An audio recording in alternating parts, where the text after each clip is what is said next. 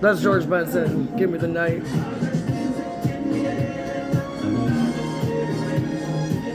Okay, I'm gonna lose you guys. Here we go. Pause that. Okay. This video has multiple purposes. I want to introduce the world to anybody that doesn't know about him, to Ted Andrews. He is a miracle worker. He's dead now. He's from Ohio. I think he's indigenous. He's from Troy, Ohio. He wrote the Healer's Manual, How to Meet and Work with Spirit Guides, How to Heal with Color. He's written multiple books on color healing. The Healer's Manual is one of my Bibles to energy healing. It's very simple and very easy to read. This is a comprehensive dictionary of animal, bird, and reptile symbols. And I've been doing shamanic practices, and I've been going into the woods. I don't want to share all my private details of my spiritual practices, but just generally speaking, I've been going into the woods a lot for like 5 hours at a time, especially since the equinox. I can never say certain words right. And I pray for messages and guidance from nature when I go in. It's a sacred, holy time for me. And I get messages. I don't normally take bones home, but I don't normally find bones. I find dead birds all the time. I have for years. It freaks me out. And they're always smashed on the sidewalk. And I don't know why. Like, are people just stepping on them over and over and over again? Why are they completely flat? And why do people just leave them there? I take them off the sidewalk. I used to have like a bird burial ground. Why didn't bury them? I left them for scavengers to pick, like so. But in my backyard of my apartment building. But I found these bones and I knew they were important because I prayed. And this is crazy. This was right around Easter. I looked up what this was. If you look closely at it, it looks kind of like Christ on the cross. And it's a cat head fish skull. I found it on a riverbank cradled in the roots of a tree. Like somebody put it there on purpose. It's called the crucifixion skull. Or crucifixion fish, excuse me. And I think that message is very obvious. I don't believe in claiming a religion or a specific spiritual path. I follow my own spiritual path, but I definitely follow Christ's teachings. I definitely have a close relationship with Christ and have for a very long time. So, it being Easter and all this was important to me. I couldn't believe I found that. Anyways, I feel like I should put it back. I don't know about like taking bones and dead. I'm not a witch, but I've been doing witchy things. And I was told to follow, it was just 303. That's Christ's number is 3. It's also my number. Lindsay vibrates to a 3. Lindsay Hallman's Nearest, my birthday, July 2nd, 1983, vibrates to a 3. Lindsay Hallman's Nearest vibrates to a 7. Interesting, I'm obsessed with Tesla and 369, and Lindsay vibrates to a 3, and Raven vibrates to a 6. Lindsay Raven, 3 plus 6 equals 9, 369, yeah. I didn't even do that shit on purpose, and it was just 333 on my timer. Numerology is I'm not going to go into all that craziness with you guys right now. You can't let it take you over. Giving you insight into how my intuitive mind works, my intuitive mapping. So anyways, I've been told to follow the path of deer by spirit. And I don't know what that means, but I've been finding out what that means. To me, deers mean gentle and they mean strong. I talk about my experiences with nature to inspire other people to go have them too, for their own spiritual growth and healing, and because that means that they will respect the earth and other animals and learn to love them and take care of them. And that works way better than shaming people. To get them to respect and love the animals and the planet is to just inspire the love in you, instead of shaming you. Like the vegans, like the crazy vegans. That doesn't work. It makes people want to eat meat just to spite you, I swear to God. Anyways, so I was told about, and I keep finding deer bones everywhere. I found a whole ass dead deer body. I'm 99% sure it was a deer unless it was a coyote. No way. And I live in Ohio. There's not anything else that big running around here. Unless, well, maybe Bigfoot, but that was not big enough to be a Bigfoot. It was a deer body. I didn't take that home. It disappeared. I don't know where it went. It was on the riverbank, on the Rocky River. But anyways, I found this. The same time I found that catfish skull and I took it home. This was the first of a series of bones that I found. The rest of them were all deer bones. I also have these. I hope they're deer bones and not human bones. The deer body, the whole deer body I left. I didn't feel right taking anything from it. I should put these all back where I found them, but I felt the need to take them. I don't know why. It doesn't mean I was going to keep them. These are a lot bigger. Oh shit, this one's really moldy. I should put them back.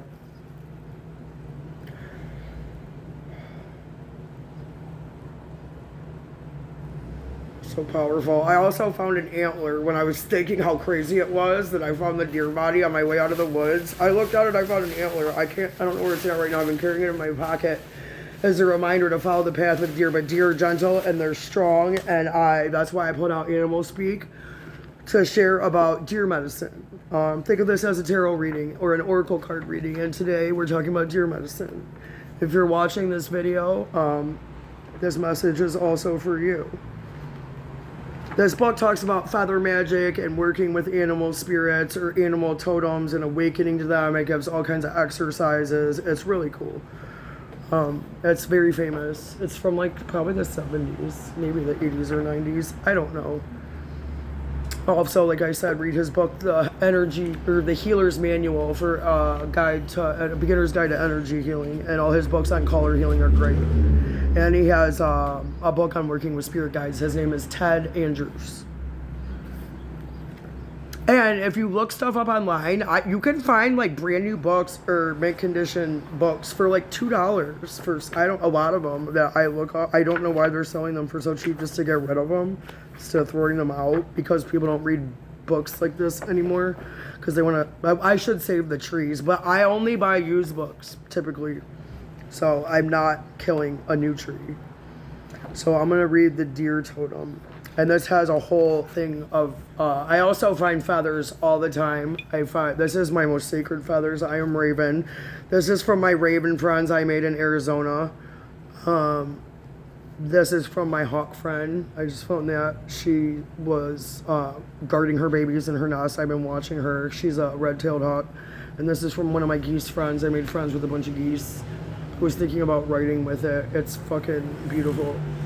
And I think I know what goose it came from because I saw one with one. These usually fall out in pairs, I believe. And there was one I have a video of him and pictures of him. His other feather was about to fall out. I have really intense experiences with the geese. I know they're friendly towards other people in general too, but I'm not going to go into it. And I have some vulture feathers in here. I have a lot of feathers, but these are like... And it's funny, I didn't even purposely do it, but they're in my Archangel Michael candle holder. And Archangel Michael represents air to me, like birds represent air, and he has the sword. Swords are air, like the air suit and tarot deck. Air is communication. It's truth. It's Thoth or Hermes. Mercury. Also the thief. Anyways. It's funny, I opened up to the goose totem too. We're going to read the goose totem first. So goose and deer. I accidentally opened the goose and right after I pulled out the goose feather, so we have to read it. Keynote, the call of the quest and travels to legendary places. And they try to lure me into the woods. Like there's been single ones. Usually they're in pairs, but there's been especially the one. I swear it was a fae person that was disguised, or some kind of other spirit disguised as a goose. Keynote, the call of the quest and travels to legendary places. I'm even going to hold this while I read it. Cycle of power, autumn, for snow geese, winter solstice, and full moons. The goose is a bird with ancient mythology and a mixture of symbolism. It was a sacred bird in Rome's temple of Juno. The snow goose is also associated with Boreas, the north wind in Greek mythology. I hope I said that right. The snow goose is also the totem for the winter solstice in the Native American medicine wheel. Most people have heard of the legendary Mother Goose, whose stories and rhymes were designed to quiet children. Myths, fairy tales, and other stories capture the imagination of children and adults alike. The goose is thus a totem reflecting a stimulation of the childhood thrill and belief in stories and legendary places. And I'm headed to some legendary places very soon. I'm headed to Mount Shasta, I believe, and some other places. I'm supposed to keep these things to myself. I'm not supposed to tell anybody what I'm up to. Silence. I'm supposed to keep my plans silent. The story we most loved in childhood often reflect the life quest we have come to take upon us in this lifetime. That is why it resonated with us so strongly. Going back and rereading the one or two stories you most loved will often help you to see the patterns in your life. These stories either reflected an imprint for this life, or they may, thank you geese, thank you Spirit of the Goose, thank you for your medicine, thank you Ted Andrews, thank you trees. These stories either reflected an imprint for this life, or they may have even imprinted you with certain seed ideas. This is reflected in the early life of a gosling. A baby goose is imprinted usually by the first moving thing it sees. The goose can also be a totem to aid you in communication, especially through the use of stories. Its feather for a long time was the standard writing instrument. Individuals wishing to write, be it stories or anything, and I keep talking about writing and I keep getting the intuitive urge to write, and I filled up 6 notebooks for the first time in years. I wrote in January and February. Then I need to start writing again. It was just so much. It was pouring out of me, and it was taking it. I was like this all the time and writing it all down 24 hours a day, and it was just like, it was overwhelming. I had to digest it all or something and just chill. I don't have like 2 gears or multiple gears. I'm either like totally stopped or I'm like full go. I need to 1 2 1 2 1 2 1 2 12 12. Because of its writing with a goose quill will help this even more. It will stimulate the imagination and help move you through creative blocks, writers. Many arts and craft shops can help you in finding or making your own quill pens, or if you call out to the goose and go interact with them like me, they leave you feathers. Swear to God. I have so many feathers. They leave me, all my friends leave me feathers. I don't ask for them, although I was hunting for, I knew I was going to find a hawk feather. I really wanted to find it. And a raven feather. I actually found 3 raven feathers at one time. That's how I knew I was supposed to move to where I moved in Cottonwood, Arizona. And then I gave them away to an indigenous man who I don't even think cared about them, because I felt guilty as a white person keeping them. Legally, I'm not even supposed to keep predator birds' feathers. I think it's okay for you to have a goose, but like an eagle, definitely not. Or hawk, or I don't believe raven. I'm not sure.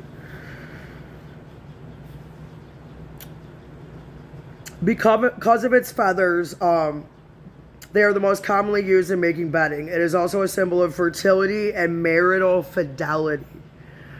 Too many people sleeping on bedding made of goose feathers. Maybe the fact that I keep seeing pairs of geese over and over again means somebody's coming. Maybe a life partner. I want to believe that it's still possible. I don't want to close my heart, but I don't want to have expectations and then get it crushed either. The breastbones of a roasted goose also had superstitions in relationship to the weather. If the bones were brown, it would indicate a mild winter. If they were white or bluish, they would indicate a severe winter. Geese are related to ducks and swans. I'm obsessed with ducks and swans, especially swans. They are more terrestrial than ducks, and they are vegetarians. The first time Lindsay was ever used as a clan name, the family crest had a swan on it, and it said "Endure bravely" on it. It was a Scottish crest or flag, whatever. Interesting fact. I'm full of those. To those whom the goose comes as a totem, it may well reflect a need for more vegetables in the diet. That's definitely true for me. I've been really wanting to eat vegetarian and mostly eating vegetarian, and I definitely haven't been getting enough vegetables, and I definitely need more. I've been getting a lot of fruit and other healthy things, but not vegetables. I need vegetables. This is important for me to tell myself. I'm glad that I opened to the goose right after I touched the feather. Funny how those things work. Well, not funny at all. It's normal. That's how it always works. The universe constantly speaks to us if you pay attention, especially if you ask. Geese mate for life, and they both share in the raising of the young. The fact that they mate for life often reflects again this innate belief that there is one special person for us in this world. This has ties to many of the fairy tales that we are often imprinted with as well. There are 8 species of geese in North America. I just posted an 888 Hertz video on from YouTube with dragon codes on it to Facebook like literally an hour ago. That's crazy. That's not crazy. 888. And that has to do with dragons. For me, 888. The minute I see those, it's dragons. That's a long story I'm not going to go into. There are 8 species of geese in North America. This is very symbolic in that the number 8 is so similar to the number for infinity. It reflects an ability to move forward or backward. It reflects movement, and in the case of the goose, a call to the spiritual quest. If you're watching this video, I doubt anybody probably is at this point. I hope somebody got this message, because I don't make these videos for myself. You are being called to the spiritual quest. This is further exemplified by its migration patterns and behaviors. Their leaving in the autumn stirs our imagination and makes us want to search out new worlds and dimensions. Their incessant honking seems to be calling us to follow them on the great spiritual quest. Their return is a harbinger of spring, second only to the robin. It speaks, and these experiences for me this year particularly all started on the spring equinox. It speaks of the fulfilled promises that great quests bring. And my cats are always here. My cats always run through the room like crazy and like make themselves known when I speak truth, spiritual truths, or I that's a message that like the universe really wants me to hear. My cats. The other one's right next to me, and this is so funny. And she's usually not the one, it's usually the other one. He's right here. Get away from my beehive. I also found a beehive. I was wanting to stay reclusive. I kept trying to go reintegrate into society. I thought I wasn't supposed to, but when I prayed and for messages and went into the forest, I found this beehive. So I know I'm supposed to connect with others whether I like it or not. And I'm supposed to work with others whether I like it or not. Because what else do bees represent? No, I don't think I'm the queen bee. But I'm certainly not a worker bee. I'm equal. Okay. God's the queen bee, the rest of us are worker bees. I will look at it that way.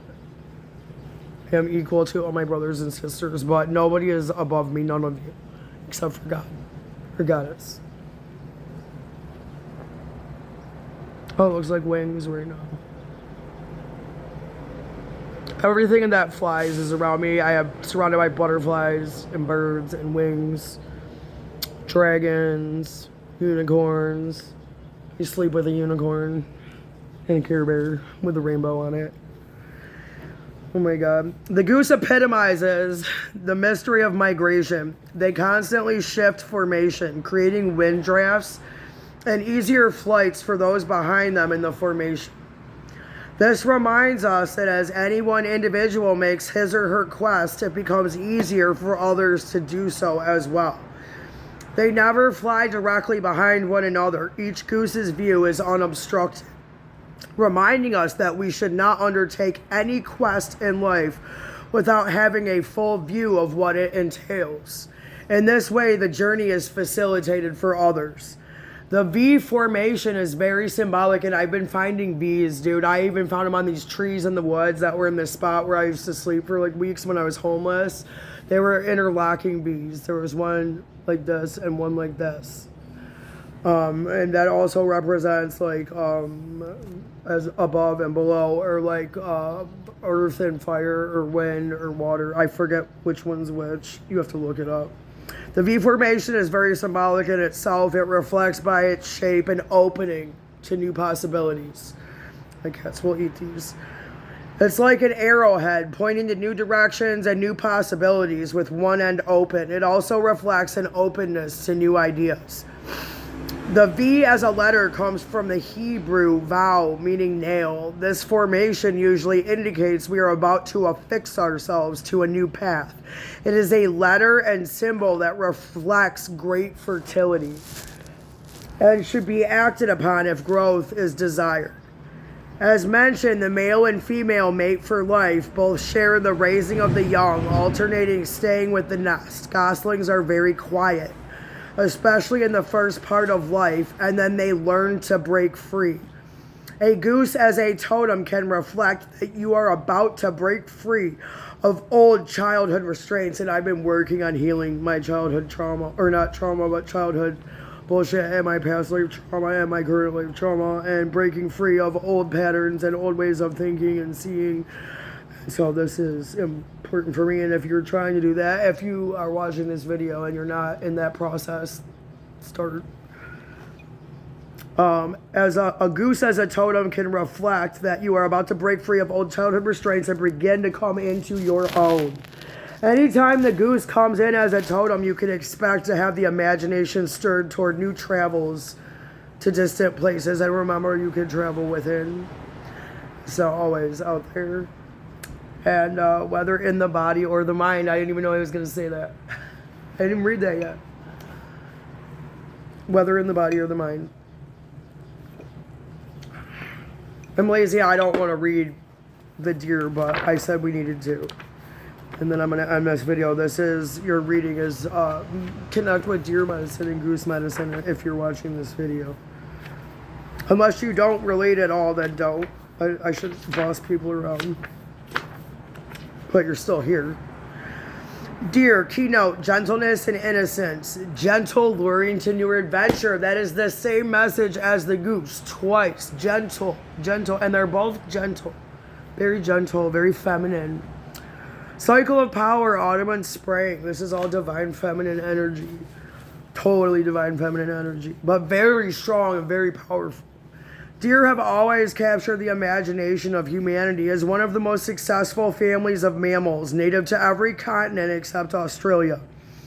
They have been able to adapt to every sort of habitat. The white-tailed deer, the mule deer, and the caribou are three that are prominent on this continent. The moose and the wapiti elk are also part of the deer family, but they are treated separately in this work. Elk are. If you've ever seen an elk up close, it's crazy. I've been in herds of them during their rut in the fall in Estes Park, in the eastern entrance to the Rocky Mountain National Park in Colorado. It was so intense. People would have to stop because they would be in the street and you couldn't move, and they were dangerous. I'm talking like 50 to 100 at a time. Each type of deer has its own special qualities and characteristics, while sharing some of the qualities of all deer in general. Alright, these are all from white-tailed deer. We'll hold this. Caribou, for example, make long migrations twice a year, reflecting a need for those who have it as a totem to use that same pattern in their life. They begin rutting in fall and early winter. That's when they get ready to knock their ladies up and get to making babies, you know. They begin rutting in fall and early winter, and then these are there are power times. The mule deer is also a wanderer. It never follows the same path twice. This is part of its natural defense, making it less predictable to predators.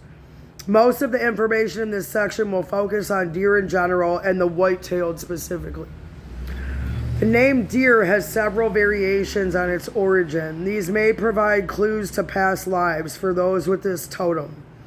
The Anglo-Saxon word deer that's D-E-O-R, that's the Anglo-Saxon word, D-E-O-R, was a general word for animals and was often used just in the general sense. In the German language, it has its root in Tier, simply meaning wild animal also. It can also be traced to the Sanskrit mriga, That's Mriga, also meaning wild animal. To many, the deer is considered the most important animal ever hunted.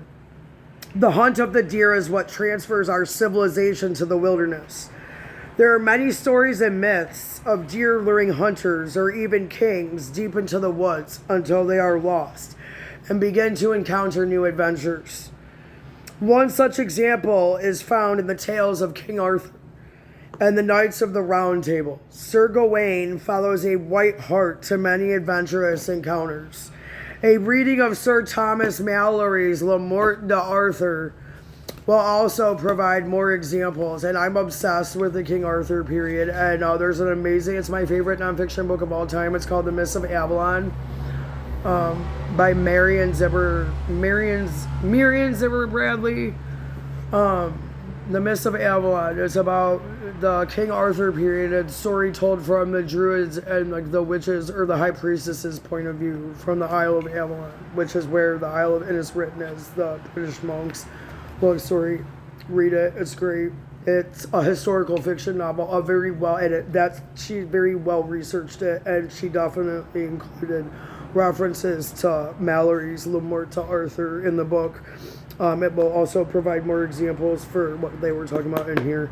The deer is also a central religious image for Buddhism. Buddha is often pictured with a deer. I think it is the image, or the deer is the animal most closely associated with Buddha, which would make sense that I love him so dearly. And I think of Christ when I think of deer energy too. In nonviolence, total nonviolence. A commitment to total nonviolence. This image itself reasserts the meaning of the deer as representing innocence and a return to the wilderness. The white-tailed deer is the most common in the United States. One of its most outstanding features is the set of antlers that the male develops. In other members of the deer family, for example, reindeer and caribou, both the males and females grow them. I did not know that. I did not know that female reindeer and caribou had antlers. I thought it was only males in all species of deer. The antler I found was definitely a dude antler. Antlers are symbols, and that's probably to tame like my divine masculine side. I used to be a violent person. I'm not anymore. I haven't been violent in a long time. Maybe once in like years. Very against violence.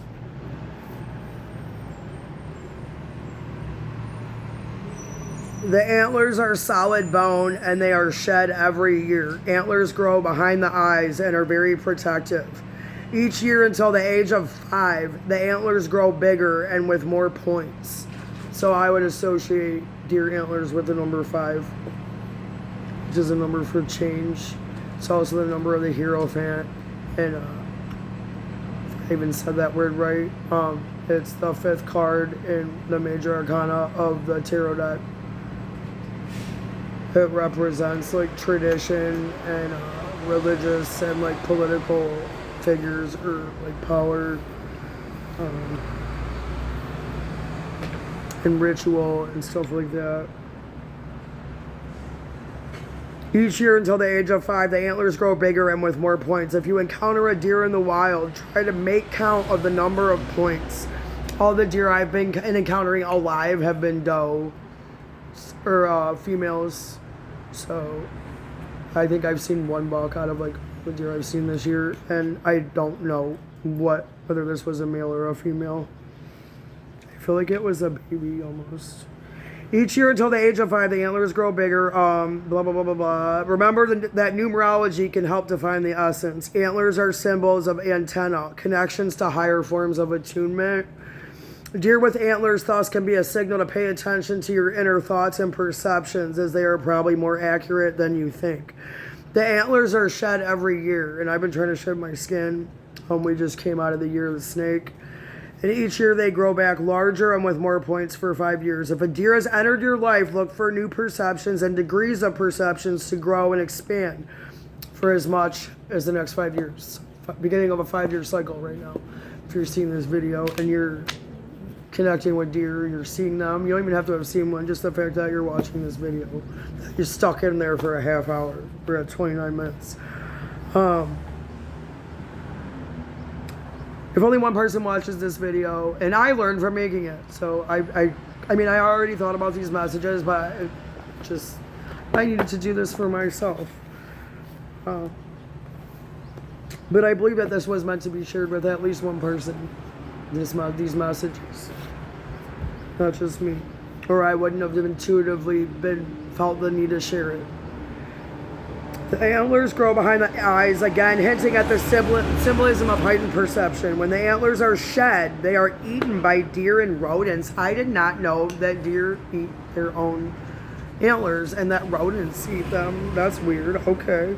I guess I should put all this back so it can be properly eaten or digested by the earth, and that they could probably be rested. I remember exactly pretty much where I found the shit, so this was found by itself. These were found together. And then I know where that fish skull was found. I'm trying to stop, and I really want to stop picking up fish too, except for certain special occasions. I only need one of each bird anyways. Well, I don't need any, but you know what I mean. So, when the antlers are shed, they are eaten by deer and rodents who gnaw on them to assimilate the calcium. 1 to 2, yeah, and maybe that means you need calcium in your diet. I've been consuming so much calcium recently, like more than I probably have ever in my life. Maybe that's a good thing. I definitely don't need to consume more. Maybe I need to cut back. Probably not. I'm getting older, and as a woman, when you go through perimenopause and menopause, you lose your bone density and your muscle mass. It sucks. 1 to 2 young are born. Fawns are born a color. Ah! Why are you trying to eat my feathers? Did you take one of my feathers? Stay away. I forget that he eats them. I need to put these away. He will eat them. His sister won't. He has a bum leg. I don't know if he got hit by a car or what, but he can't get up here.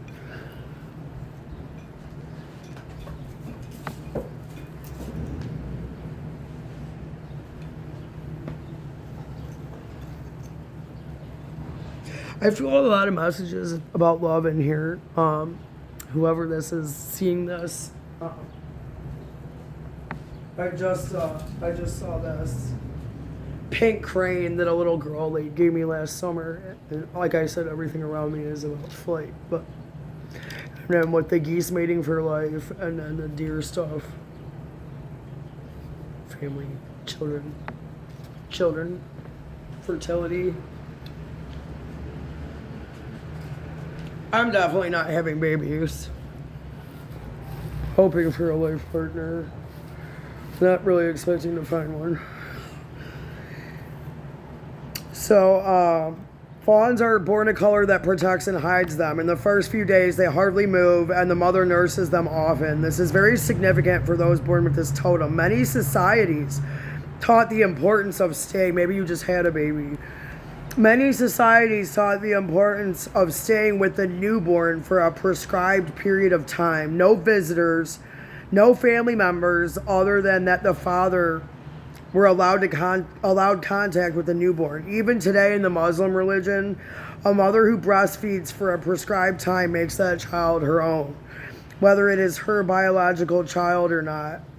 This kind of attention and separateness enables the child to think with the family more strongly and protects the newborn from subtle outside influences. Or maybe you're being reborn. Maybe you're healing trauma right now, or you just healed a bunch of trauma or something. Protect your energy. Protect your environment. Make it a safe healing space for you. That's what I've been trying to do with mine. I'm very protective of myself and my energy now. I need to be even more so. It has always bothered me to see new mothers with week-old babies walking around busy malls and stores. I understand the desire to get out, but it reveals a lack of understanding of the subtle energy influences of the human body. Our auras or energy fields are electromagnetic, and exchanges of energy do occur with other people and places. The kind of energy a child is exposed to in a mall can have strong effects. No one has ever done any significant studies on this. Remember, this book was written a long time ago. He said mall. No one has ever done any significant studies on this, and it is an area that truly needs to be explored. Until that child's energy is strong and firmly grounded, it should be protected from extraneous influences, as well as yours. Deer lead us back to the primal wisdom of those old teachings. It reminds us to establish a strong, healthy connection with the child before we expose it to many people and other strange energies. It is a reminder that there is a tradition that is natural and suitable for family units and for the health of the young.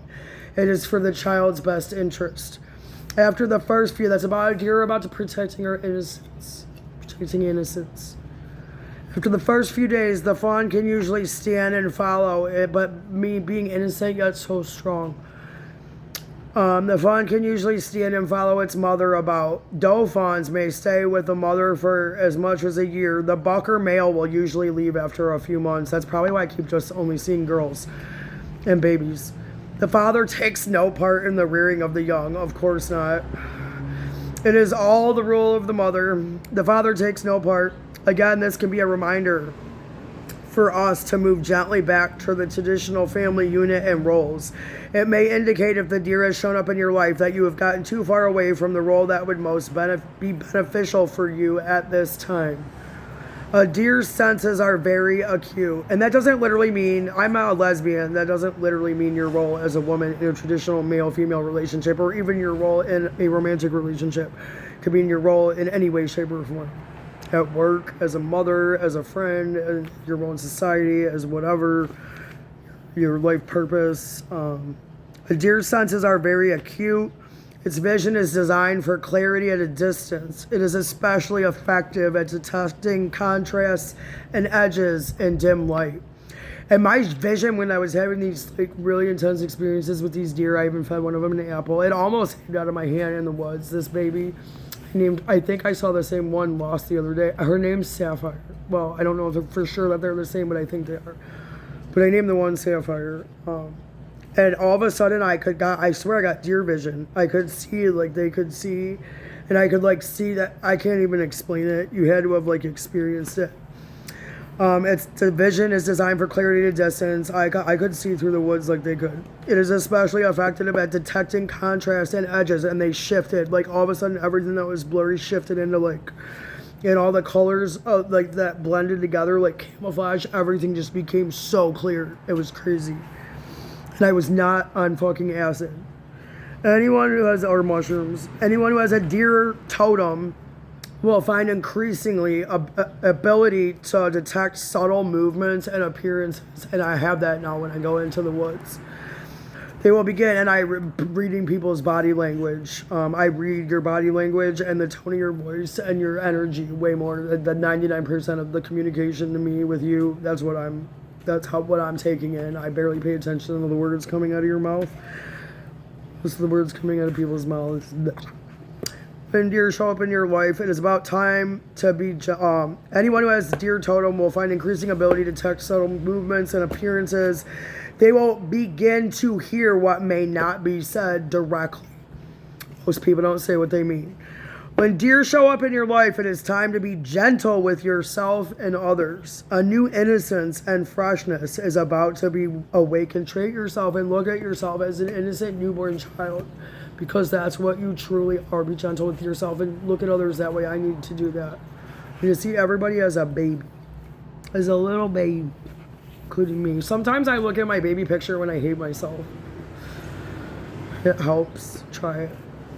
It's hard to hate yourself when you look at a cute little baby picture of yourself as an innocent child. None of us we're not born into sin. We were born into innocence, and the world made us that way. Do not believe that. Jesus did not teach that. When deer show up in your life, it is about to be gentle with yourself, others, blah, blah, blah, blah, blah. There is going to be a gentle, enticing lure of new adventures. Remember the geese said, new adventures. Ask yourself important questions. Are you trying to force things? Are you being too critical and uncaring of yourself? When deer show up, there is an opportunity to express gentle love that will open new doors to adventure for you. And I guarantee you, if you actually made it with me to the end of this video, not only is these messages for you, sure, you're going to see a deer or a goose or both. And if not in nature, because you don't go outside or something, than on TV or in a picture somewhere, somehow. Just to let you know, to confirm for you that this message was indeed for you. We're at 40 minutes. I'm going to stop here. 4004.